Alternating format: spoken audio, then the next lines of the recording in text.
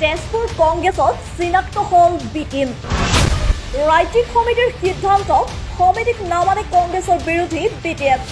কেতেকীবাৰী বিবাহ ভৱনত চলি আছিল কংগ্ৰেছ দলৰ কৰ্মী সভা। হয়, আজি গাভৰু ব্লক কংগ্ৰেছ কমিটিৰ সহযোগত আয়োজন কৰা হৈছিল এই সভাৰ। পিছে এই দৃশ্যটোলৈ মন কৰক।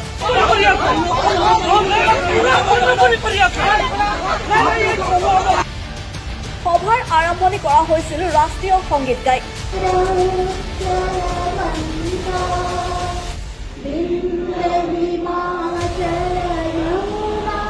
সভাত উপস্থিত আছিল কংগ্ৰেছৰ জ্যেষ্ঠ কেইবাজনো নেতা।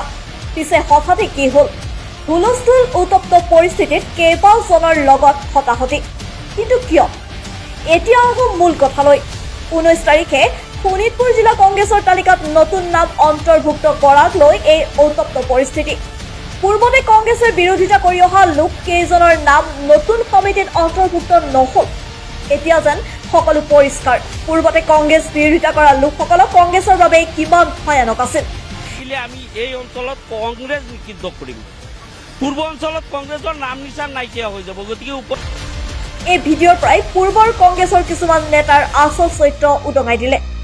অভিযোগ উত্থাপন হৈছে পূৰ্বৰ কংগ্ৰেছ বিৰোধিতা কৰা লোককেইজনৰ নাম নতুন তালিকাত অন্তৰ্ভুক্ত নহল বুলি এনে উত্তপ্ত পৰিস্থিতি সৃষ্টি কৰিছিল। এই বিষয়ে অসমত প্ৰদেশ কংগ্ৰেছ কমিটিৰ সভাপতিয়ে কি ব্যৱস্থা গ্ৰহণ কৰে সেয়া পৰৱৰ্তী সময়ত হ'ব লক্ষণীয়। News desk report, prime time national.